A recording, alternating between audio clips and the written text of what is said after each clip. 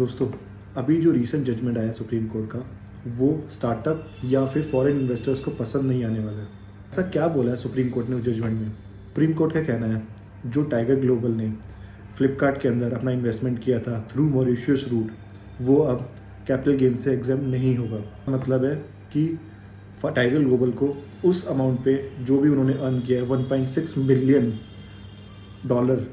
उसके ऊपर उनको कैपिटल गेन टैक्स देना पड़ेगा।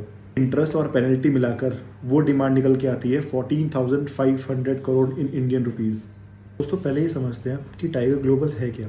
टाइगर ग्लोबल एक यूएस बेस्ड इन्वेस्टमेंट फर्म है जो कि अपने स्टार्टअप्स में इन्वेस्ट करती है। ऐसा क्या गलत किया टाइगर ग्लोबल ने जिससे उनके ऊपर इतना बड़ा टैक्स डिमांड लगाया गया है? वह ये था कि 2018 के अंदर फ्लिपकार्ट का एक इन्वेस्टमेंट टाइगर ग्लोबल ने बेचा था वॉलमार्ट को, जिसके ऊपर $1.6 बिलियन का उन्होंने अर्निंग किया था, फिर कैपिटल गेन अर्न किया था।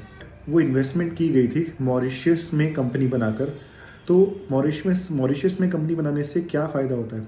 मॉरिशियस और इंडिया का एक टैक्स ट्रीटी है 1982 का, जिसमें ये बोला गया है कि अगर मॉरिशियस बेस्ड कंपनीज इंडिया में इन्वेस्ट करती हैं तो वो कैपिटल गेन से एग्जेम्प्ट रहेंगी, या फिर ये कह सकते हैं कैपिटल गेन वहाँ लगेगा जहाँ का वो रेजिडेंट है, जो कि इस केस में मॉरिशियस रेजिडेंट माना जाएगा।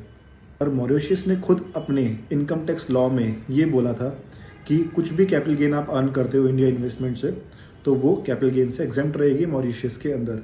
तो इससे हुआ क्या कि इंडिया की इन्वेस्टमेंट, जो कि इंडिया में तो अपने कैपिटल गेन नहीं लगा, बट वो मॉरिशियस में भी कैपिटल गेन नहीं लगा।